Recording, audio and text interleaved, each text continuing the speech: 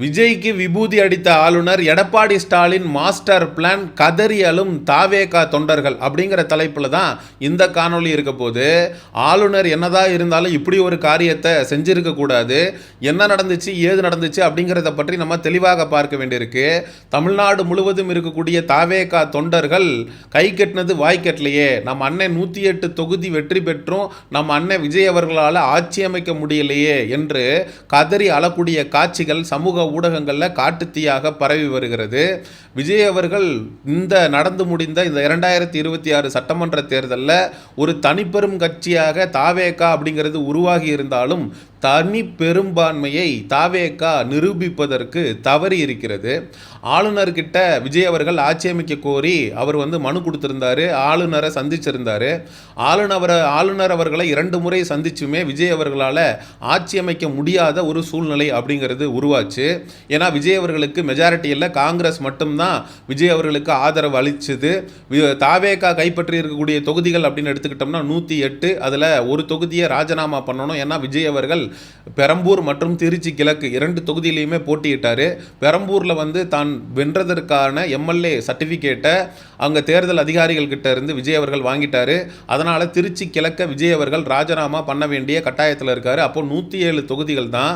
காங்கிரஸ் ஒரு 5 தொகுதிகளை கைப்பற்றி தமிழக வெற்றி கழகத்திற்கு காங்கிரஸ் ஆதரவு நிலைப்பாடை எடுத்தது.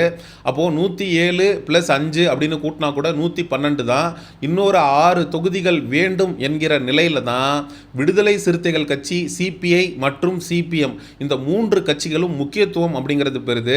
தமிழக வெற்றி கழகத்தினுடைய தலைவர் விஜய் அவர்கள் திருமாவளவன் அவர்கள் சிபிஐ சிபிஎம்முக்கு கடிதம் அப்படிங்கிறத எழுதி அனுப்பியிருந்தாரு. உங்களுடைய ஆதரவு வேணும் அப்படிங்கிறதையும் கேட்டிருந்தாரு. விடுதலை சிறுத்தைகள் கட்சியுடைய தலைவர் திருமாவளவன் அவர்களுக்கு ஃபோன் செய்து அண்ணன் உங்களுடைய ஆதரவு எங்களுக்கு வேண்டும் அப்படின்றவும் சொல்லியிருந்தார். ஆனால் அரசியலில் ஒரு மிகப்பெரிய அனுபவம் மிக்கக்கூடிய தலைவராக இருக்கக்கூடிய திருமாவளவன் அவர்களை விஜய் அவர்கள் ஏன் நேரில் சந்திக்கலை அப்படிங்கிற கேள்வி எழுந்திருக்கு. ஏன்னா இப்போ உங்களுக்கு வேற ஆப்ஷன் இல்லை, உங்களுடைய குடுமையே அவங்க கையில் தான் இருக்குது. அப்போது விஜய் அவர்கள் பனையூர்லேயே உட்காந்துக்கிட்டு எல்லாத்தையும் எப்படி சாதிக்க முடியும் அப்படிங்கிற கேள்வி எழுந்திருக்கு. நேரடியாக சம்பந்தப்பட்டவர்களை மீட் பண்ணி ஒரு சால்வையை போத்தி உங்களுடைய ஆதரவை எங்களுக்கு கொடுங்க அப்படின்னு விஜய் அவர்கள் கேட்டிருக்கும் பட்சத்தில் இந்த முடிவு அப்படிங்கிறது விஜய் அவர்களுக்கு சாதகமாக வந்திருக்கலாம். விஜய் அவர்கள் ஆட்சி அமைக்கக்கூடிய ஒரு சூழல் அப்படிங்கிறது ஏற்பட்டிருக்கலாம். ஆனால் புறாவில் தூது விட்ட கதையாக கடிதம் எழுதிட்டு உட்காந்துக்கிட்டு அவங்களா நமக்கு ஆதரவு கொடுத்துருவாங்க அப்படின்னு எதிர்பார்க்கறது அப்படிங்கிறது முட்டாள்தனம். ஏன்னா காங்கிரஸ் வேணா திமுகவோட கூட்டணியில் இருந்து திமுக ஊப்பிகளுடைய வாக்குகளை வாங்கி 5 தொகுதி ஜெயிச்சு கொஞ்சம் கூட வெக்கமான சூடு சொரணை இல்லாமல் 22 ஆண்டு கால கூட்டணியை முறிச்சுக்கிட்டு பின்கதவு வழியாக பின்னங்கால் படநில பட தாவேகாவுக்கு ஆதரவு கொடுக்க ஓடி வந்திருக்கலாம்.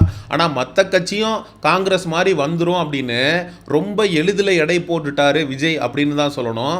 நேற்று இரவுலேருந்து தாவேகா ஆட்சி அமைக்கிறதுல சிக்கல் ஏற்பட்டதுனால திமுகவும் அதிமுகவும் சேர்ந்து ஆட்சி அமைச்சிருவாங்களோ அப்படிங்கிற ஒரு ஸ்பெகுலேஷனும் சமூக ஊடகங்களில் நியூஸ் சேனலில் விவாதிக்கப்பட்டது.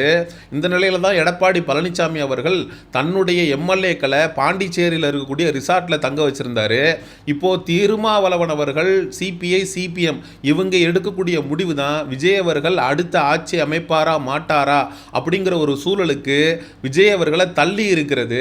இந்த நிலையில தான் ஆளுநர் மேல ஒரு கடுமையான விமர்சனம் அப்படிங்கிறது தாவேகா தரப்புல இருந்து வைக்கப்படுது. பிஜேபியுடைய பேச்சை கேட்டுட்டு விஜய் அவர்களுக்கு பதவி பிரமாணம் செய்து வைக்க மாட்டேங்கிறார் ஆளுநர்.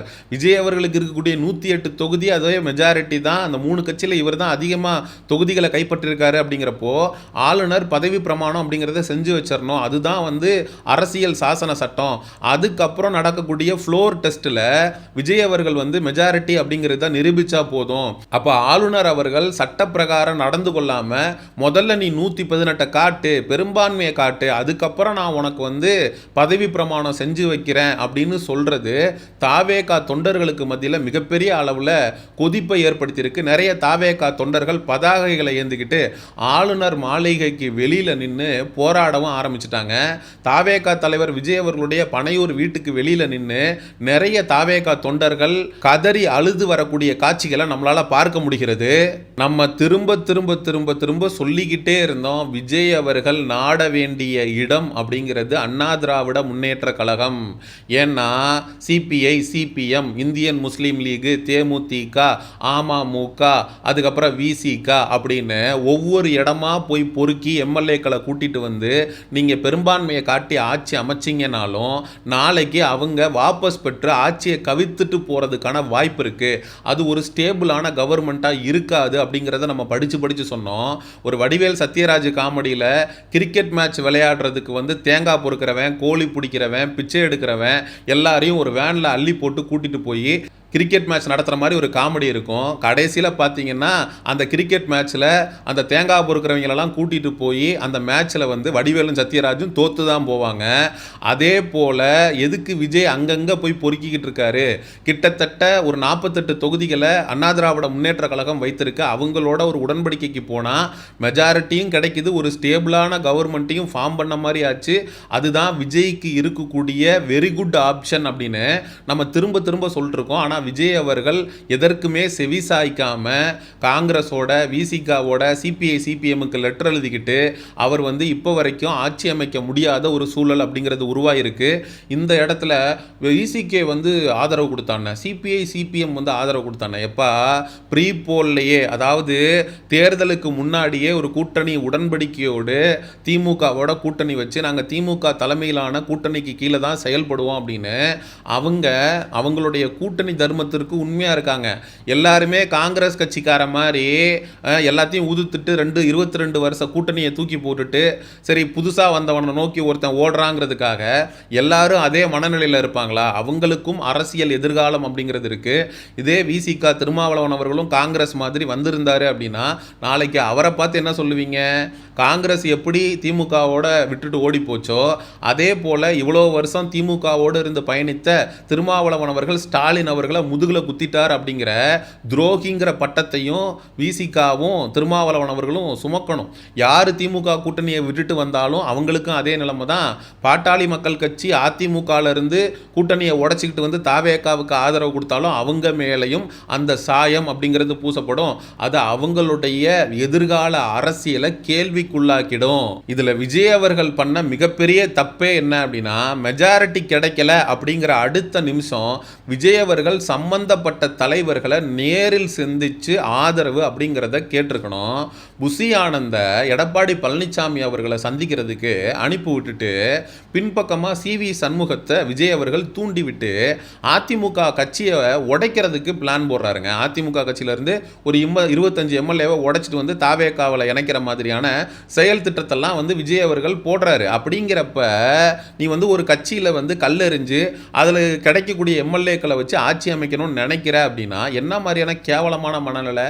புசி ஆனந்த எடப்பாடி பழனிசாமியை சந்திக்க சொல்லி அனுப்பிட்டு நீ பின்பக்கமாக வந்து கட்சியை உடைக்கணும்னு நினைக்கிற அப்படின்னா பிள்ளையும் கிள்ளி விட்டுட்டு தொட்டிலையும் ஆட்டி விடுறியா அப்படிங்கிற கேள்வியும் விஜய்க்கு எதிராக நம்ம வைக்க வேண்டியிருக்கு. இன்னொரு கட்சி ஆதரவு கொடுத்தா தான் நீ ஆட்சி அமைக்க முடியும் அப்படின்னு ஒரு சூழ்நிலை இருக்குன்னா நீ உன் சம்பந்தப்பட்ட அதிகாரிகள் அனுப்பணுமா இல்லை நீ நேரில் சென்று சந்திக்கணுமா? புசி ஆனந்த அனுப்புகிற அளவுக்கு எடப்பாடி பழனிசாமி என்ன ரொம்ப லேசானாலா?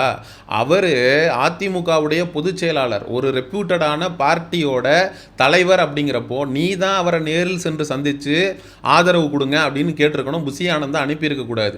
இதே போல் எடப்பாடி பழனிசாமின்னு இல்லை, நீ எடப்பாடி பழனிசாமி அவர்கள் மூலமாக ஆட்சி அமைக்கணும்னா நீ எடப்பாடியை நேரில் சந்திச்சிருக்கணும். திருமாவளவன் அவர்கள், சிபிஐ சிபிஎம் உடைய தலைவர்கள் இவங்க எல்லாரையும் நேரில் சந்தித்து எனக்கு வந்து ஆட்சி அமைக்கிறதுக்கு அதிகாரம் கொடுங்க, வாங்க நம்ம ஒரு உடன்படிக்கைக்குள்ளே போகலாம் அப்படின்னு சொல்லி அவங்கள கன்வின்ஸ் பண்ணியிருக்கணும். விஜய் அவர்கள் அதை பண்ண தவறிட்டாரு. அதற்கான எதிர் வினைகளை விஜய் அவர்கள் இப்போ வந்து சந்திச்சுக்கிட்டு இருக்காரு.